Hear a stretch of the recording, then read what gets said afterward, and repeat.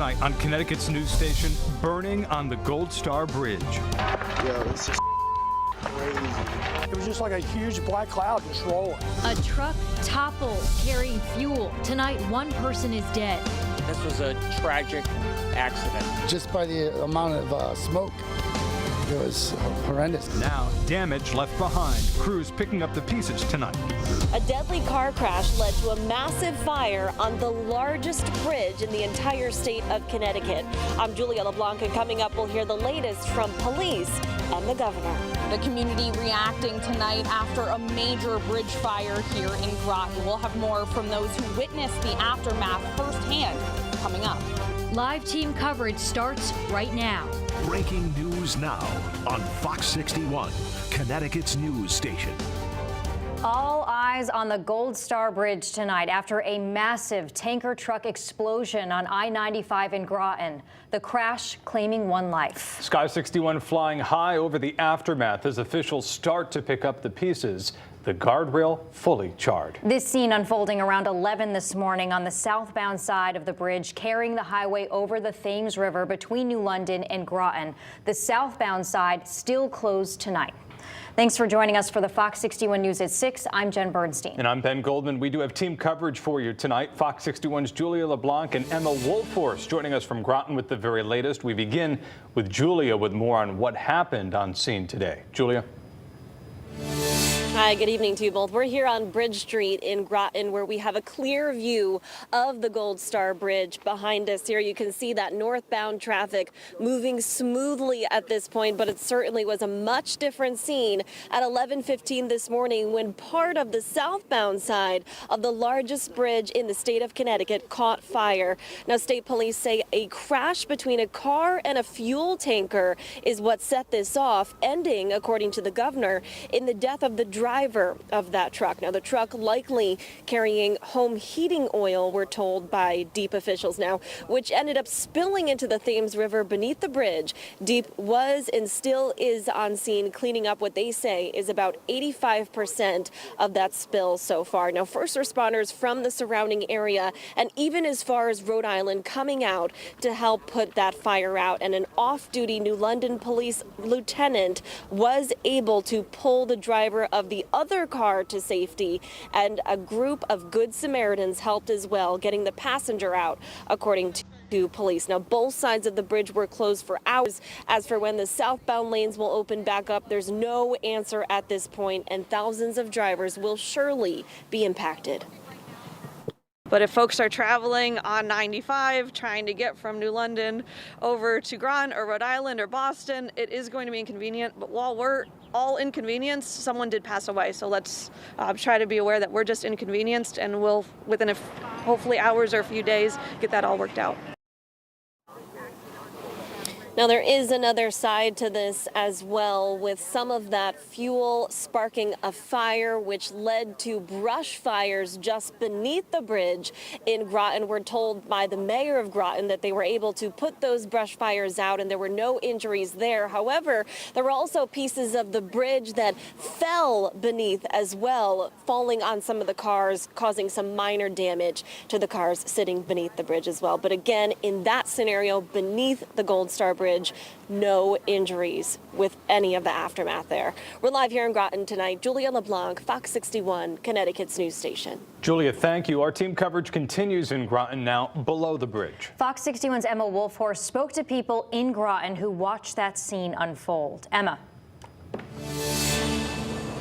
Good evening, Jen, Ben. Yeah, we're right underneath Gold Star Memorial Bridge, right where this crash happened. You can see that charred column behind me here where the flames crept down the side of the bridge, causing, as Julia said, some brush fires. You're looking up at where that crash happened, and she said that minor damage on those cars. We actually found some of those cars. I want to take you over here to this vehicle here. You can see chunks of concrete and debris actually smashing out the back of this windshield, and it looks like some metal and concrete might have even become molten and splattered onto the back of this car. As Julia said, we're being told no injuries from what happened beneath the bridge here, from the car, from any of those brush fires. But I spoke to those who witnessed the crash today, saying it was shocking and traumatic. The bridge typically a lifeline for those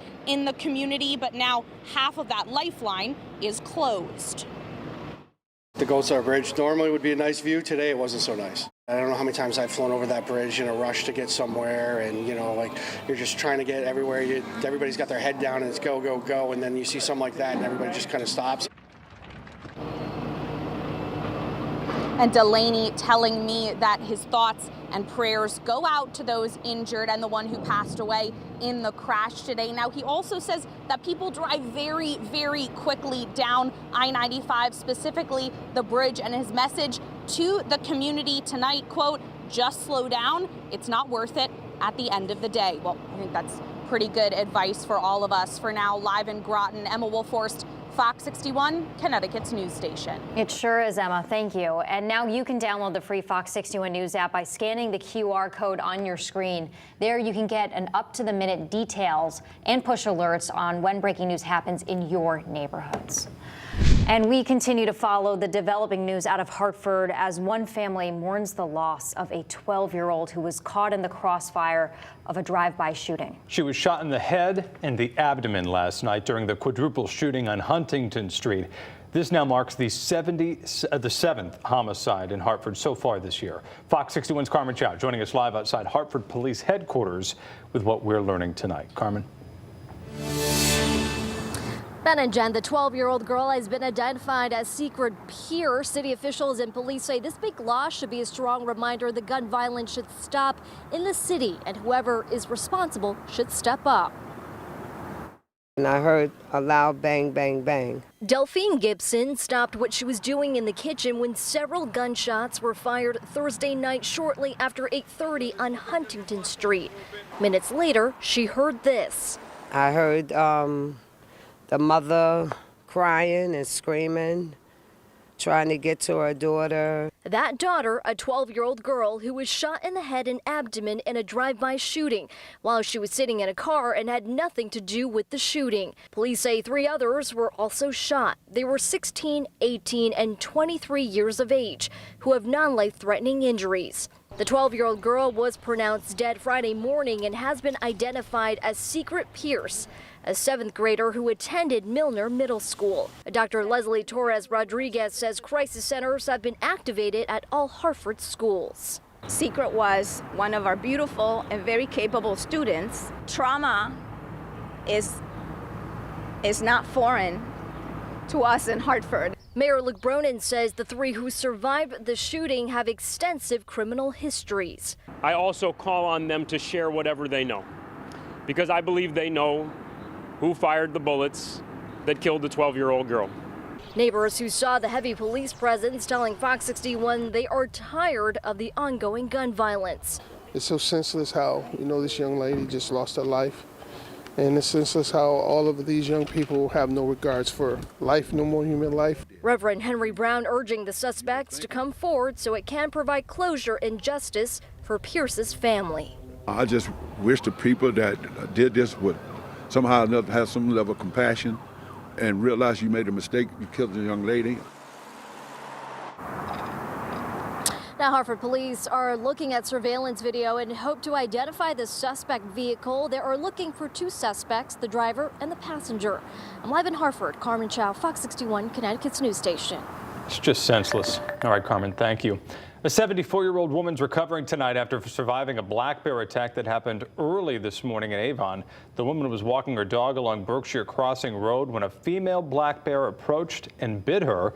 The woman had non-life-threatening injuries. She was taken to the hospital to be treated. The bear was euthanized at the scene, but officials say that this is a concerning trend. It's a little unusual, although, it is part of the trend that we've been seeing in an increase in bear-human conflicts. So, we've had several bears break into houses already this year. The one that was euthanized earlier in the week was actually still in a house when officers arrived on scene. So that is just underscoring the increase in both the frequency and the severity of bear-human conflicts that we've been seeing over the last few years.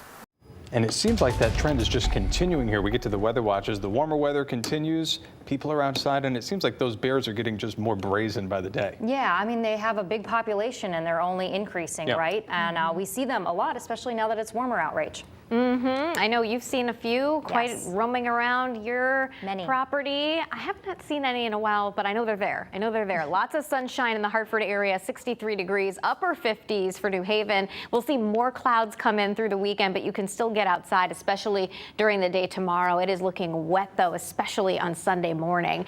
Right now, it's 63 in Hartford, 50 is along the Connecticut shoreline, but no problems heading through the evening tonight as temperatures will be falling back through the 50s as we head towards the news at 11, and by the time you wake up tomorrow morning, 40s. But other than increasing clouds, we're not expecting any weather issues if you're heading out tonight. Heading into the day tomorrow, we begin the day overcast. But as we head through the midday and afternoon, there is a chance we could see some breaks in the clouds and a little bit of sunshine. That will allow temperatures to recover into the 60s, at least briefly in some parts of the state before the clouds come back in again. And there is a chance for some showers as we head towards and especially after sunset. And it is looking especially wet heading into your Sunday morning when we could get a widespread soaking rain. And morning rain on Sunday will taper to scattered showers in the afternoon, so it is not as wet for the second half of the day, but we could see scattered showers kind of off and on right into Sunday evening before we end up drying out. We really need the rainfall, though. We'll take a look at your full forecast coming up.